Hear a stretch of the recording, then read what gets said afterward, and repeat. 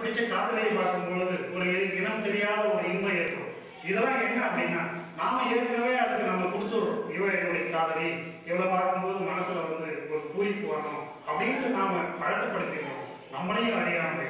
இதே மாதிரி நல்ல விஷயங்களையும் நீங்கள் பழக்கப்படுத்தலாம். உங்களுடைய மனதிற்கு நல்ல வழியில் செல்லும் பொழுது நீங்கள் நல்ல நிலையை அடைவதும், தீய வழியில் செய்யும் பொழுது நீங்கள் தீய வழியில் அடைவது வேற இதில் மாற்று கருத்தே கிடையாது. அதனால நல்ல சிந்தனையை வளர்த்துக்கிட்டோம்னா நிச்சயமா நம்ம ஆரோக்கியமாக இருக்கலாம். இந்த பூச்சிக்கொல்லி மருந்து கொண்ட உணவை சாப்பிட்டே நம்ம ஆரோக்கியமா இருக்கலாம். ஒரே ஒரு நம்ம மனசு மாறணும், நம்முடைய சுத்தங்கள் கழிவுகளை சுத்தப்படுத்துற அந்த முறை மாறணும். இந்த முறைகளை நம்ம செயல்படுத்தணும் அப்படின்னா நிச்சயமாக விஷத்தை தின்னு கூட நம்ம ஆரோக்கியமா இருக்கலாம். என்னுடைய நண்பர் ஒருத்தர் சொல்லுவாரு, அப்பா நீ வந்து ஆர்கானிக் ஃபுட்டை சாப்பிட்ற, ஆர்கானிக் ஏர் எங்க இருக்கு அப்படின்னு. தேர் இஸ் நோ ஆர்கானிக் ஏர். ஏன்னா இன்னைக்கு டாக்ஸின்ஸ் வந்து எல்லா இதுலையும் கலந்து போச்சு. எல்லா ஏரும் பொல்யூட்டட் ஏர். காற்றுகள் எல்லாமே வந்து பொல்யூட்டட் காற்று தானே, மாசுபடைந்த காற்று தானே. அந்த காற்று நீங்க எங்க ஃபில்டர் பண்ண போறீங்க அப்படின்னு. அப்போ இந்த இந்த எஞ்சான் உடம்புல என்னுள்ள இருக்கிற இறைவன் எத்துணை வகையான மாசுபாடு உள்ள உணவை கொடுத்தாலும், எத்துணை வகையான மாசுபாடு உள்ள காற்றை கொடுத்தாலும் அதை சுத்தப்படுத்தி உங்களை வாழ வைக்கிறதுக்கு காத்துட்டு இருக்காங்க. மனசை மட்டும் கெடுத்துக்க கூடாது. மனசு கெட்டு போச்சுன்னா எல்லாம் கெட்டு போச்சு. ஆனா இப்போ மனசு கெட்டதுனாலதான் பல பேர் நோயில கஷ்டப்படுறாங்க. இதுதான் நான் உங்களுக்கு சொல்லக்கூடியது. இதை நீங்க செயல்படுத்துங்க. நல்ல சிறப்பான ஒரு நிலையை நீங்க அடையணும் அப்படின்ட்டு எல்லாம் இறைவன் நாங்கள் பிரார்த்திக்கிறோம். இந்த ஒரு வாய்ப்பை எங்களுக்கு ஏற்படுத்தி கொடுத்து இந்த ஆனந்தராஜி கோட்டீஸ்வரி எதிர்காலத்தில் 9ஆம் தேதி இணைய போறாங்க. இப்போ அவங்க நல்ல சிறப்பான ஒரு நிலையை அடையணும். ஏன்னா இந்த மாதிரியான எண்ணங்கள் உள்ள அந்த தம்பதிகளுக்கு நல்ல சிறப்பான செல்வங்கள்லாம் பெறணுன்றது என்னோட ஆசை. யாம் பெற்ற இன்னும் பெருகிற வைக்கணும். என்னுடைய எல்லா சகோதரர்களும் இந்த நிலையை அடையணும். ஒரே ஒரு சின்ன வந்து சொல்றேன். மியூக்கஸ் டயட் ஹீலிங் சிஸ்டம்னு அர்னால்ட் எக்லின்னு ஒருத்தர் புக் எழுதியிருக்காரு.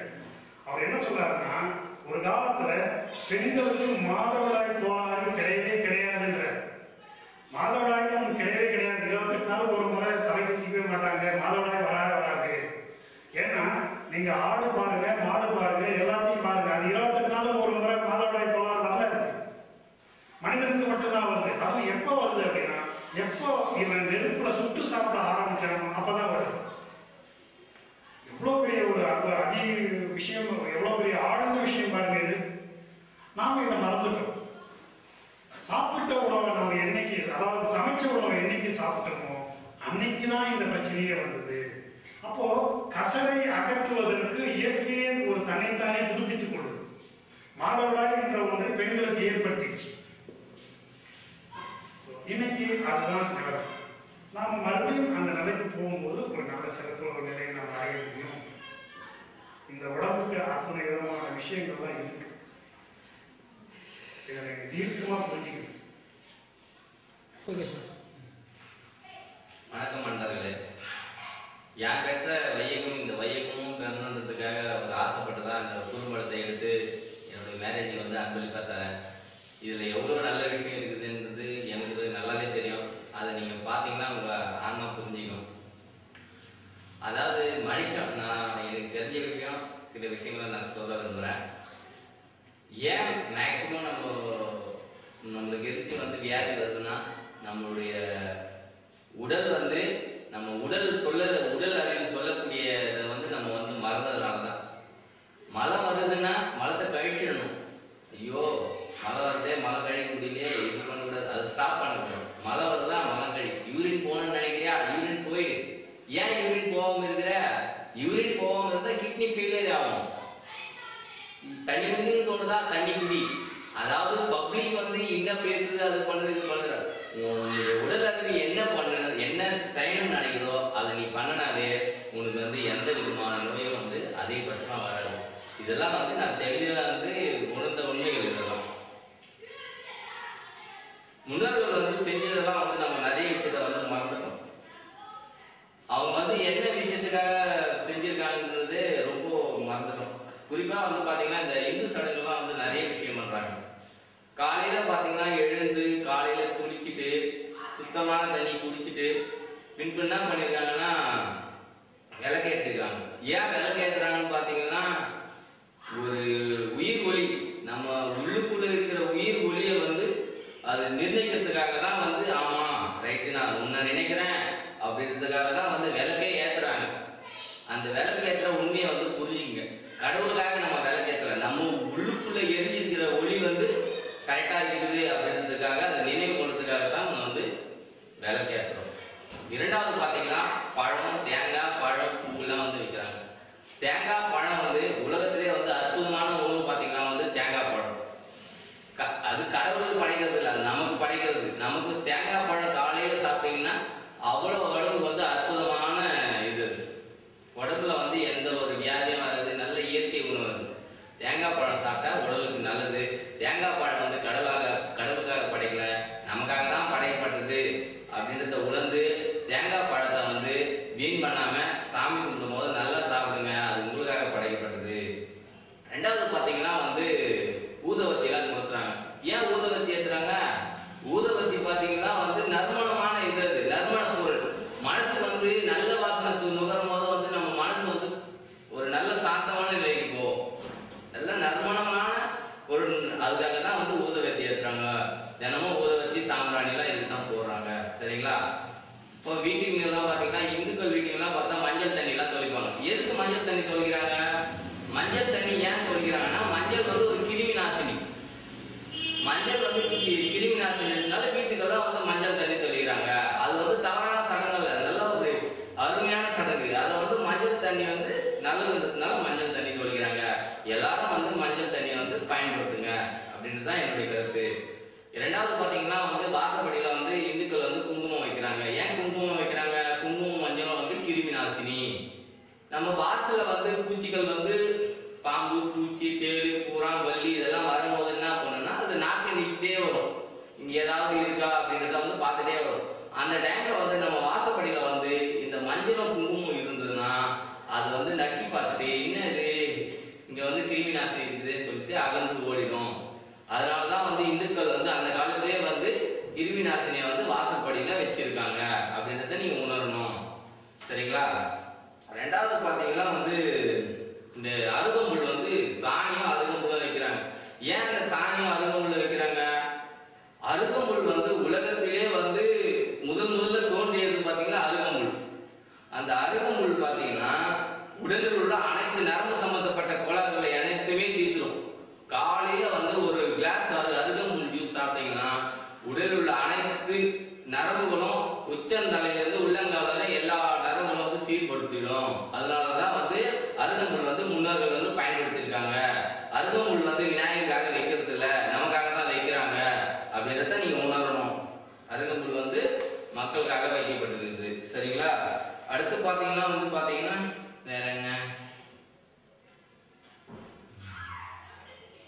இந்த மரத்தினால ஏற்படுகிற பிரச்சனை வந்து நிறைய ப்ராப்ளம் இருக்கு. இந்த மரம் நான் ஏன்னா அது அந்த மரத்தினால பிரச்சனை வர்றதுனால நிறைய விஷயம் வந்து நான் அனுபவிச்சிருக்கேன். அதனால வந்து நான் சின்ன கவிதை ஒன்று எழுதினேன். இந்த கவிதை வந்து வைக்கலான்னு நினைக்கிறேன். நீ பார்த்துங்க, கேளுங்க. மனம் இறுக்கத்தின் காரணமாக மலம் இறுக்கம் ஏற்பட்டு, அதாவது மனசனுடைய கஷ்டத்தினால மலம் இறுக்கம் ஏற்படுகிறது. மலம் இறுக்கத்தின் காரணமாக, அதாவது மலம் வந்து இறுக்கி போச்சுன்னா அதனால குடல் வந்து இறுக்கம் ஏற்படுகிறது. குடல் இறுக்கத்தின் காரணமாக நம்ம குடல் வந்து இறுக்கி போச்சுன்னா நம்ம உடலும் வந்து இறுக்கி போன மாதிரி தான் இருக்கும். அந்த உடல் வந்து இறுக்கம் பெற்று உயிர் வந்து இறுக்கம் பெறுகிறது. உயிர் வந்து நம்மளுக்கு வந்து சுருங்கினே வரும். சுருங்கின்னு வருதா என்ன, நம்மளுக்கு தேவையான சக்தி வந்து உடம்புல இல்லாததுனால பிரச்சனை வரும். இதனால வந்து உடல் வந்து அடக்கம் ஏற்படுகிறது என்பதை நீங்க வந்து புரிஞ்சுக்கணும். மரத்தை வந்து நல்லா உணர்வுகள், மனித உணர்வுகள் வந்து, அதாவது நமக்கும் மேலுள்ள வந்து நம்ம உடம்புல சில விஷயத்தெல்லாம் சொல்லும். அதெல்லாம் உணர்ந்து கரெக்டா வந்து பண்ணா மக்கள் வந்து நல்லா வாழலாம். இதுதான் என்னுடைய கருத்து. நிறைய விஷயம் இருக்கு, நான் டைம்ல இருந்தால ஐயா உங்களுக்கு வாய்ப்பு கொடுக்கணும். நன்றி, வணக்கம். இந்த வாய்ப்பு கொடுத்ததுக்கு. உலகம் யான் பெற்ற இன்பம் இந்த வையகம் பெறணும் என்று நான் மிகவும் தெளிவாக கேட்டுக்கொள்கிறேன். இயற்கை வாழ்க, இயற்கை வளர்க என்பதை கூறி இயற்கை கதிராக இந்த உலகத்திற்கு ஒளியை தருகிறேன். நன்றி, வணக்கம். பிரம்மஸ்ரீ சங்கர் அவர்கள் என்று உணவு என்றால் என்ன, உணவு உட்கொள்ளும் முறை, இயற்கை உணவு தயாரிப்பு முறைகள், எனிமா ப்ரொசீஜர்ஸ், எனிமா இல்லாமல் அஹிம்சா எனிமா, இது செயற்கையில் கொடுக்கப்பட்ட எனிமா கிடையாது, இயற்கை எனிமா, நீர் எனிமா, மருந்துகளும் அதனுடைய நோய் தீர்க்கும் முறைகளும் என்ற தலைப்பில் நன்றாக உரையாடினார்கள். அதே போல நமது நண்பர்கள் மலத்தை பற்றி அருமையாக சொன்னார்கள். இதுபோன்று நிறைய விஷயங்களை எடுத்துக்கொண்டு பார்ப்போமானால் நாம் ஒரு விஷயத்தை மட்டும் ஊன்று கவனிக்க வேண்டும். ஆதி காலத்தில் சித்தர்கள் 4448 நோய்கள் இருக்கிறது என்று கண்டுபிடித்தார்கள். அது மட்டுமல்ல, முதல் 3 நம் உடம்பிலே ஓடக்கூடிய 3 சமப்படுத்தி விட்டால் எல்லாவற்றையும் வெல்லலாம். அது என்ன என்றால் கபத்தை, வாதத்தை, பித்தத்தை வென்றால் காலனை வெல்லலாம் என்றார்கள். அது மட்டுமல்லாமல் நாம் இது எடுத்துக்கொள்ளக்கூடிய ஒரு சிறிய பயிற்சி என்றால் கண் பயிற்சி. இப்போ பார்த்தோம்னா ஐடி ஃபீல்டுலலாம் பார்த்தீங்கன்னா நிறைய சிஸ்டத்தை பார்த்து 24 ஹவர்ஸும் பார்க்கக்கூடிய ஒரு சூழ்நிலை. Environmental polluted for I irritations அப்படிங்கிறத சொல்லணும். அந்த ஐ இரிட்டேஷனுக்கு என்ன பண்ணணும் அப்படின்னா, ஐயா சொன்ன மாதிரி ஐ கேன் வாங்கிட்டு தனியாக போடுங்க. அது மட்டும் இல்லாமல் நந்தியாவட்ட பூவை நைட்டு ஃபுல்லாக ஊற வச்சுக்கோங்க. ஊற வச்சு டெய்லி நீங்கள் ஐடி ஃபீல்டில் இருக்கிறதுனால தயவு செய்து உங்களுடைய கண்ணை நல்லா பாதுகாத்துங்க. கண்ணொலி இருந்தால் தான் வாழ்வில் ஒளி பெற முடியும் என்பதை கூறி அடுத்து ஒரு சில கருத்துக்களையும் கூற விரும்புகிறேன். இன்று பெஸ்டிசைடு அப்படின்னு சொல்கிறாங்க. பெஸ்டிசைடு அப்படின்னா 4-5 சைடாக சொல்கிறாங்க. என்னென்ன சைடு அப்படின்னு பார்த்தீங்கன்னா இன்செக்டிசைடுங்கிறாங்க, அப்புறம் பார்த்தீங்கன்னாக்கா இன்செக்டிசைடு, அப்புறம் பூச்சிக்கொல்லி, அதுக்கு பூச்சிக்கொல்லிங்கிறாங்க. பெஸ்டிசைடுங்கிறது ஒரு ஜெனரல் ஃபார்ம். அப்புறம் அதுக்கு உள்ளே போனீங்கன்னா நிறைய டிசீஸ்க்கு க்யூர் பண்ணக்கூடிய சைடுலாம் இருக்குது. அந்த சைடெல்லாம் போடாமல் நீங்கள் பஞ்சகவியமான இயற்கை விவசாயம் பண்ணுறவங்க இயற்கை விவசாயத்துக்கே போங்க. செயற்கை விவசாயத்துக்கு வராதிங்க. செயற்கை விவசாயம் பண்ணுறவங்க இயற்கை விவசாயத்துக்கு போங்க. பஞ்சகவியத்தை யூஸ் பண்ணுங்கள். பஞ்சகவிய திரவியத்தை யூஸ் பண்ணி அதனுடைய இன்செக்ட்ஸ் எல்லாம் கொள்ளுங்க. இதனால் நமக்கு என்னென்னா நம்முடைய சமுதாயம், நட்பு இருக்கிற சமுதாயத்துக்கு நான் சொல்கிறதும் இல்லாமல் எதிர்கால சந்ததியும் நல்லா இருக்கணும், இந்த ஆன்மாக்கள் நல்லா இருக்கணும், இந்த ஆன்மாக்களுடைய வளர்ச்சி நல்லா இருக்கணும். ஏன் அப்படி சொல்கிறேன்னா, இன்றைக்கி ஸ்பெர்ம் கவுண்ட்னு எடுத்துக்கிட்டிங்கனாக்க 25 வருஷத்துக்கு முன்னாடி பார்த்தீங்கன்னா கவுண்ட்டு பில்லியன் எடுத்தீங்கன்னா 25 பில்லியன்ஸ் இருந்தது. இன்னைக்கு பார்த்தீங்கன்னா ஒவ்வொருத்தவங்க பார்த்தீங்கன்னா 40%, 30%, 20%, 10%, 0% கூட இருக்கு. இன்னைக்கு கூடிய மாணவர்கள்ட்டேருந்து இன்னைக்கு கூடிய கல்யாணம் பண்ணவங்கள்ட்ட எல்லாத்தையுமே ஒரு ஸ்பெர்ம் கவுண்ட் டிகிரீஸ் ஆகிட்டே போகுது நாள். இதுக்கு என்ன காரணம் அப்படின்னாக்கா பொல்யூஷன், மாசுபடுத்துதல் அப்படிங்கும். மாசுபடுத்துதல் என்னென்ன மாசுபடுது அப்படின்னா காற்று மாசுபடுதல், நீர் மாசுபடுதல், மண் மாசுபடுதல் என்ற 3 நிலைகளிலுமே நம்ம மாசுபட்டு கொண்டோம். இதுக்கு காரணம் யாரு? நம்ம தான். Activated by all human beings, activated by not animals, not plants and animals. எந்த கிங்டத்தில் இருந்தால் அனிமல் கிங்டத்தில் நம்ம இருக்கோம். இருந்து அனிமலை விட மோசமாக நம்ம பண்ணிட்டு இருக்கோம். இதை தயவு செய்து பண்ணாதீங்க. பொல்யூஷன் இருக்கக்கூடாது. ஆரோக்கியமான வாழ இதெல்லாம் தவிர்த்துட்டு நல்வாழ்வு வாழ வேண்டும் என்று இந்த உரையை முடித்துக் கொள்கின்றேன். நன்றி, வணக்கம். அன்பு சகோதரர்களே, இனி நம்ம இயற்கை உணவுகளை பற்றி ஒரு சிறு விளக்கத்தையும், அடுத்து மரணமில்லா பெருவாழ்வு அப்படின்னு சொல்லி நம்ம சொன்னோம், அதை எப்படி நம்ம அடையலாம் அப்படின்ற பற்றியும் ஒரு குறுகிய ஒரு நிலையில நான் உங்களுக்கு சொல்ல போறேன். இயற்கை உணவுகள் அப்படின்னு சொல்லி பார்த்தோம் அப்படின்னா, நல்ல பச்சை காய்கறிகள். காலையில் நான் உங்களுக்கு கொஞ்ச நேரத்துக்கு முன்னே நீர்த்த உணவு சாப்பிடணும் அப்படின்னு சொன்னேன். ஜூஸ் போன்ற பொருட்கள், நீராகார பொருட்கள் சாப்பிடணும்னு சொன்னேன். காலை உணவாக ஒவ்வொரு நாளும் ஒரு மூலிகை நாம் சாப்பிடும் பொழுது அந்த மூலிகையிலிருந்து மிக சிறந்த ஒரு சக்தியை நம் உடல் உறிஞ்சி கொண்டு அது சிறந்த நிலையை அடைவதை நாம் பார்க்கிறோம். உதாரணமாக சர்க்கரை நோயை உள்ளவர்கள் அன்றைய முந்தின நாள் வெந்தயத்தை ஊற வைத்து ஒரு இரவு முழுக்க வெந்தயத்தை ஊற வச்சு மறுநாள் அதை எடுத்து முளை கட்டி வச்சிங்க அப்படின்னா அந்த வெந்தயம் முளைவிடும். அந்த வெந்தயத்தை காலை நேரங்களில் ஒரு 20 கிராம், ஒரு 10 கிராம் இருந்து 20 கிராம் நீங்கள் எடுத்து அதை உள்ள உட்கொள்ளும் பொழுது சர்க்கரை நோய் கட்டுப்படும். அதை நீங்கள் தொடக்க காலத்திலேருந்தே நீங்கள் பண்ணீங்க அப்படின்னா நல்ல கட்டுக்குள்ளே வச்சுக்கலாம். சர்க்கரை நோய் ஒரு அளவுக்கு மீறி போகும் பொழுது அப்போ நீங்கள் மருத்துவத்தினுடைய உதவியை நாடலாம். ஆனால் சர்க்கரை தொடக்க நிலையில் உள்ளவர்கள் இந்த வழியை பின்பற்றலாம். அதே நேரத்தில் இந்த வெந்தயத்தை முளைக்கட்டுறதுன்னு சொல்லிட்டேன். அதே நேரத்தில் இந்த வெந்தயத்தினுடைய பெரிய சிறப்பு என்ன அப்படின்னா, இன்றைய பெண்களுக்கு மாதவிடாய் கோளாறு என்பது ரொம்ப அருகி போச்சு, ரொம்ப அதிகமாக இருக்கு. அந்த மாதவிடாய் கோளாறுக்கு இந்த முளைத்த வெந்தய பொடி மிக மிக சிறப்பாக பலனை கொடுக்கிறது. அது மட்டும் இல்லை, அவங்க வெந்தய பொடி எடுத்துக்கலாம். வெள்ளருக்கு அப்படின்னு சொல்லிட்டு ஒரு மூலிகை, அந்த மூலிகை பொடியை அவங்க எடுத்துக்கலாம். அது மட்டும் இல்லாமல் இந்த வெள்ளைப்படுதல் நோய் அதிகமாக இருந்தது அப்படின்னா அவங்க மருதாணி, அதாவது ஒரு சில பெண்களுக்கு வெள்ளைப்படும் பொழுது துர்நாற்றம் வருவதை நாம் பார்ப்பார்கள்.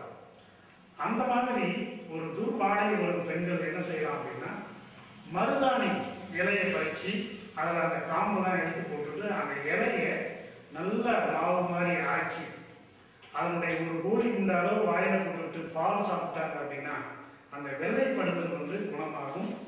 வெள்ளருக்கு, மருதாணி, வெந்தயம், இதை மூணுத்தையும் அவங்க தொடர்ந்து நாம் யூஸ் பண்ணும்போது உபயோகப்படுத்தும் பொழுது இந்த மாதவிடாய் கோளாறுகள் இந்த பெண்கள் நிவர்த்தி பண்ணலாம். அதுக்கு கூடவே கீழ்வாய் நெல்லி என்ற மூலிகை, கீழ்வாய் நெல்லி என்று எல்லா இடத்துலையும் கிடைக்கும். அந்த கீழ்வாய் நெல்லியை பறித்து எடுத்துட்டு சுத்தப்படுத்தி அதையும் ஒரு கோழி குண்ட அளவுக்கு சாப்பிட்டாங்க அப்படின்னா, பாலில் சாப்பிட்டாங்க அப்படின்னா சிறந்த பலனை அது கொடுக்கக்கூடியது. ஆக இன்றைய காலகட்டத்தில் பிரச்சனைகள் மனிதர்களுக்கு அப்படின்னா இது வெள்ளைப்படுதல். அதே மாதிரி ஜென்ரல் டானிக், அதாவது இன்றைய நாம் சாப்பிட்ற சாப்பாட்டில் 30% சத்து தான் நம்ம இருக்கோம் அப்படின்னு சொல்லிட்டு நாம் பார்த்தோம். அப்போ ஆர்கானிக் ஃபுட்டு நமக்கு என்ன கிடைக்குது? புல்ல கிடைக்குது. அருகம்புல் மிக சிறப்பான ஒரு உணவு. அது அங்கங்கே வயல்வெளிகளில் தான் இருக்குது. அதை யாரும் மருந்து போட்டு பண்ணுறதில்லை. ஆனால் அந்த அருகம்புல்லை சரியாக எடுத்து சுத்தப்படுத்தி அதை நமக்கு பொடியாக கொடுக்குறாங்க எல்லாரும் அப்படின்னா அது இல்லை. கொஞ்சம் முன்ன பின்ன தான் இருக்குது அதனுடைய சுத்தம். ஆக இங்கே நாம் கோதுமை புல் டப்பா நம்ம காமிச்சிருக்கோம். வீட் கிராஸ், கோதுமை புல். இதை பூனாவில் ஒரு நிறுவனம் என்ன பண்ணுது அப்படின்னா, சிறந்த முறையில் ஆர்கானிக் முறையில் தயாரித்து இதை நமக்கு கொடுத்துட்ருக்காங்க. இதை நாம் வாங்கியும் சாப்பிடலாம். இந்த ஆர்கானிக் கோதுமை புல்லை அருகம்புல் சாப்பிட்ற மாதிரி காலையில் எழுந்த உடனே ஆயில் கூலிங் பண்ணிவிட்டு இதை ஒரு ஸ்பூன் எடுத்து நாம் சாப்பிட்டோம் அப்படின்னா ஒரு ஸ்பூன் ஏறக்குறைய 23 கிலோகிராம் வெஜிடபிள்ஸ் சாப்பிட்டதுக்கு சமம். அப்படின்னா பார்த்துக்கோங்க.